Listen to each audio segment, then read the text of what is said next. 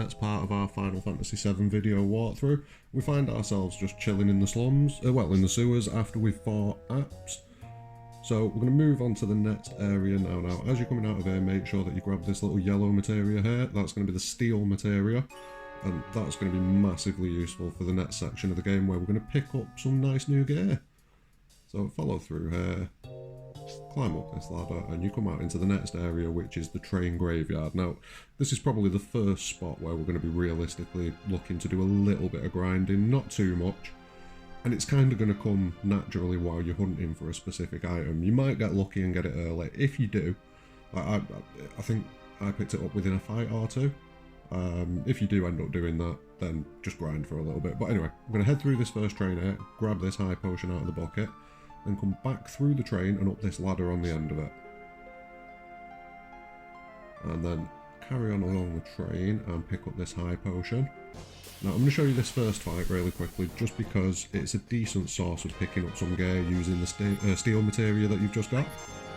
So switch over to Tifa, who we put the steel materia on, because it just feels right.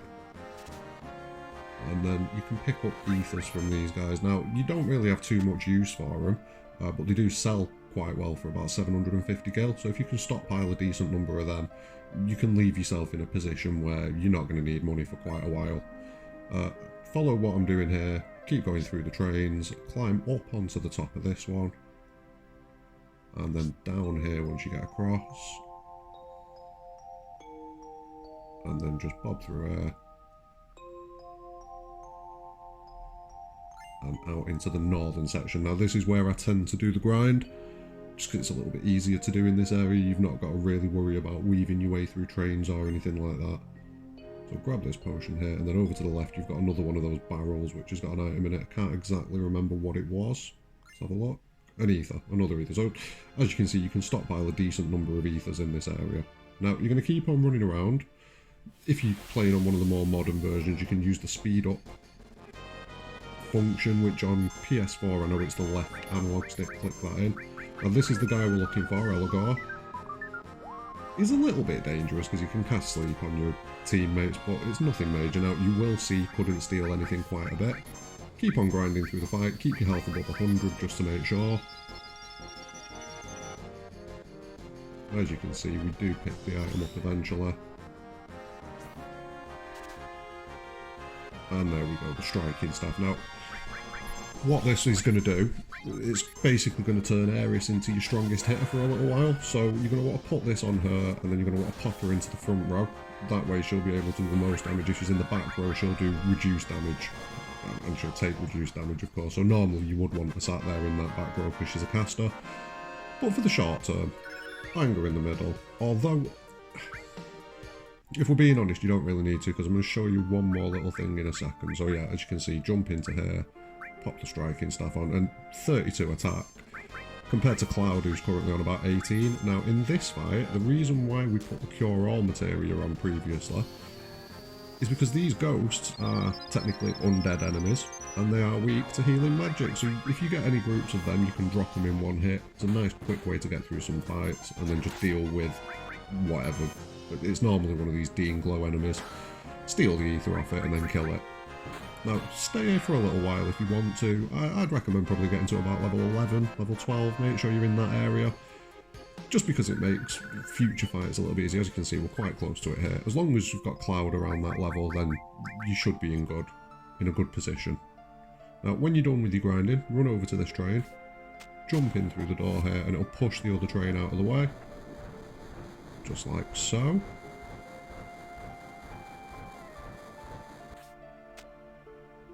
Then you're going to run around the back of the train, and as you can see, there's another train there that stands out just a little bit from the background. So you jump into that one and roll that forwards to there. And what that does is it lets you jump up this ladder and just travel along like that. And then you move into the next area, which, if you're observant, is the train from earlier on in the game. Now we're back in Sector 7, and it seems like Shinra's attack is underway.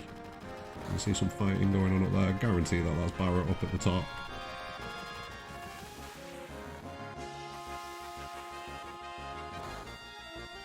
You're going to run over to Wedge, make sure he's okay, which he clearly isn't. I'm surprised he's not just a small puddle on the ground at this point.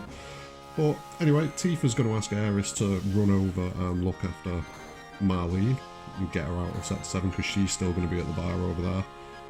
Whereas the rest of the team is going to head up. Well, by the rest of the team, I mean you and Tifa. You're going to head up there and try and join up with Barrett and stop the attack on Sector 7.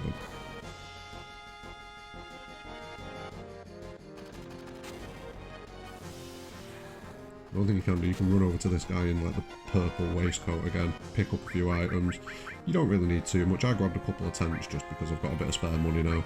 You can sell as many of those ethers that you stockpiled in the train graveyard as well. Just get them out of your inventory. Might as well get the gil for them. Because it'll mean that we can stock up on some materia when we get into the next area a little bit later. Keep on heading up. And it seems like the team members of Avalanche have completely resigned, except for Barrow, who's still on top, firing off his minigun at the helicopter that's zipping around. Now, you do get an opportunity to put some materia on Barrett, equip him with any gear, so you might have a Titan, I believe it's Titan Bangle to equip to him.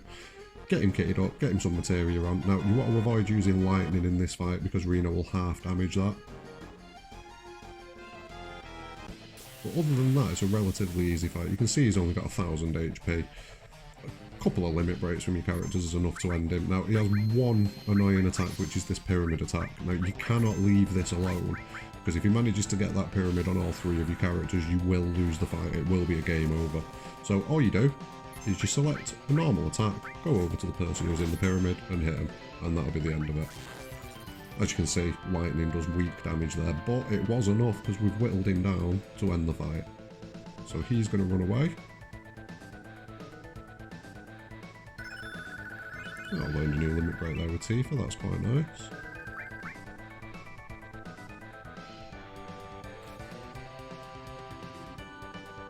And then Tifa's going to try to disarm the bomb. So run over to her with Cloud. And Cloud knows what the situation is now. It's the first time we're going to meet Seng from the Turks. If you can see there on the helicopter next to him, he's captured Aeris. The last remaining ancient.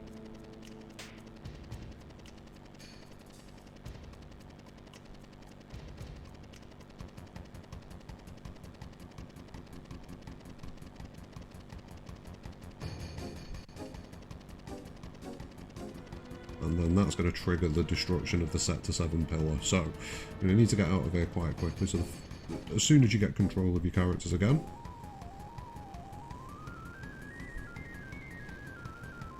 you need to run over and talk to Tifa. And then run and interact with Barrett, and he'll run straight over to this, like, crane arm here.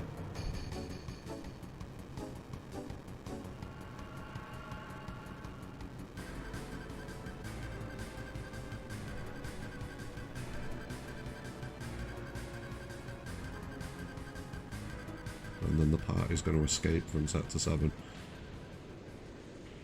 But I'm going to be honest, not many people managed it, and the people on top of the plate had no chance whatsoever. They won't have even known anything's going on.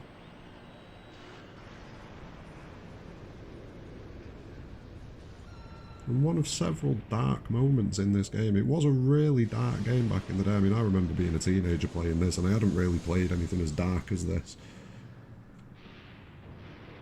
It's just a few thousand dead people. It's not a major thing.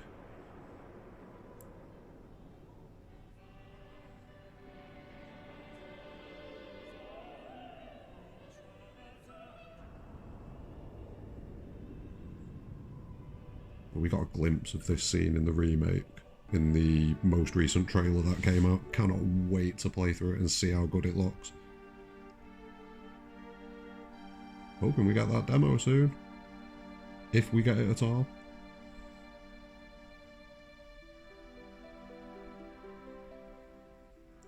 And yeah, just in case you didn't realise, that's the end of Biggs, Wedge and Jesse. which is a shame because you don't really get to see them that much, you don't really get to know them that much. Another thing I'm looking forward to in the remake is expanding out those characters, getting some more details on them, learning a bit more about them. It's just getting to play around with them a bit longer.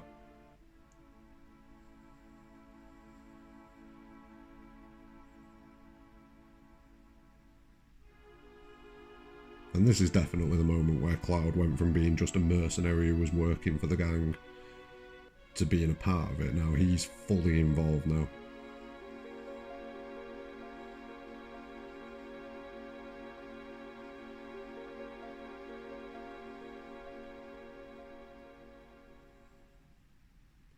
Now, once you get control of Cloud, you're going to try and run through the next area. Tifa and Barrett are going to catch up to you. And you're going to have a little scene here. Because this isn't the first time that Cloud has heard about the Ancients.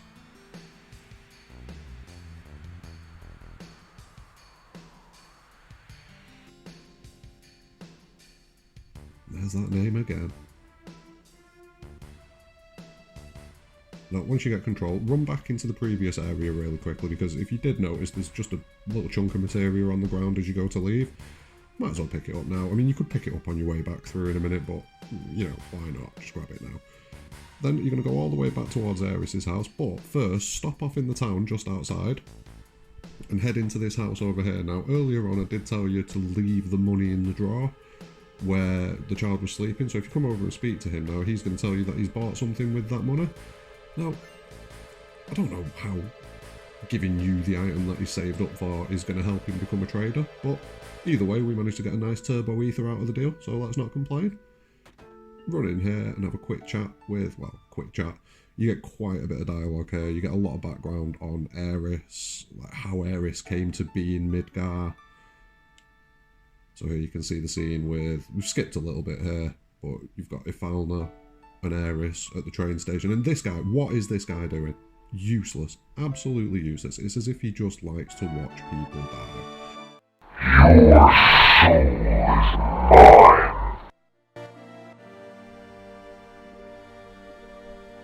And after this, once you've done with all that dialogue,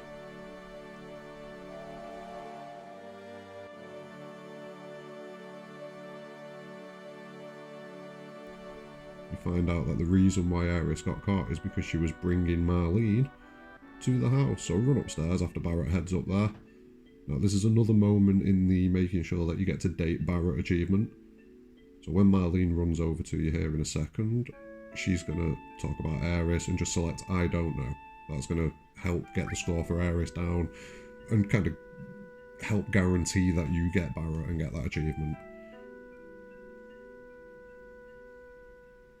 So the next mission is to head into Shinra Headquarters. And I mean, to be honest with you, you'd think it'd be a bit more difficult. But as you're going to see, it's not going to take us long to get up there, thanks to some conveniently placed wreckage.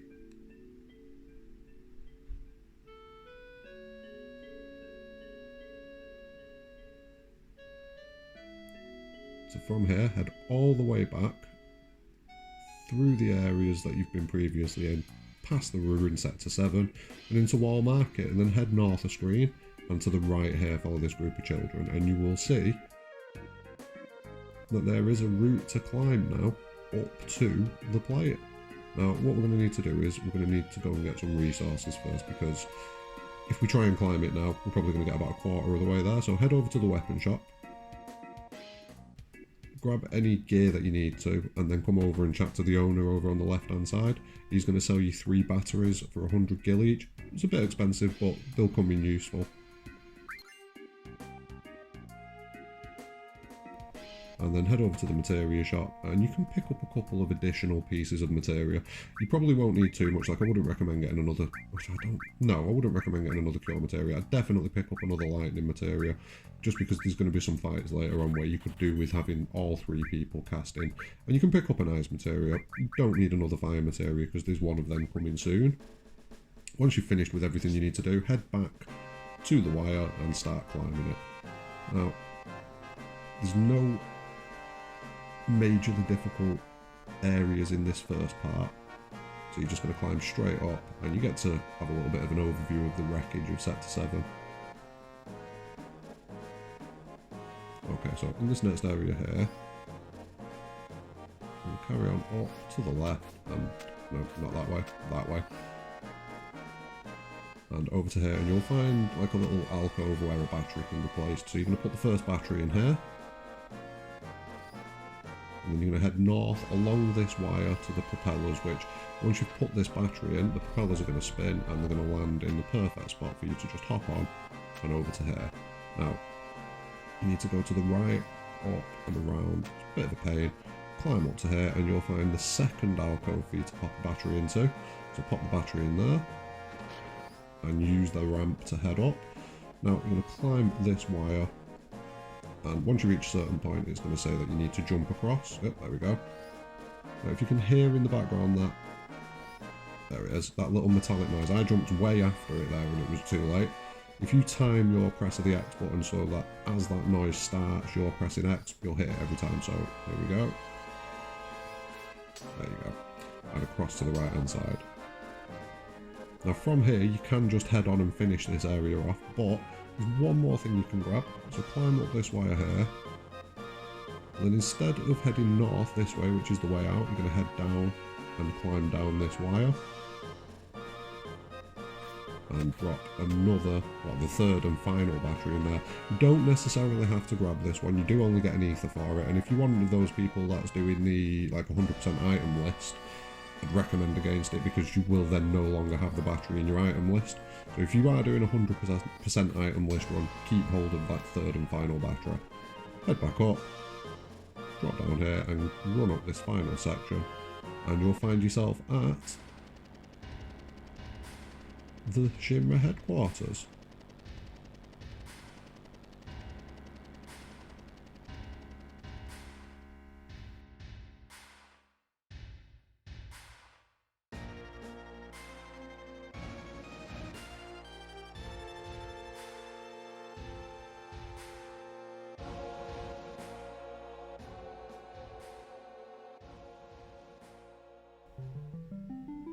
And now we're ready to make our raid on the Shinra Headquarters and rescue Aeris. So that's going to be the end of this video. The next one we're going to go from the start of raiding the Shinra Headquarters all the way to leaving Midgar. So you're going to get the end of the Midgar section in the next video. Please smash a like, subscribe to the channel, and keep an eye out for all the content that we're going to be dropping in the next couple of days. Thanks very much.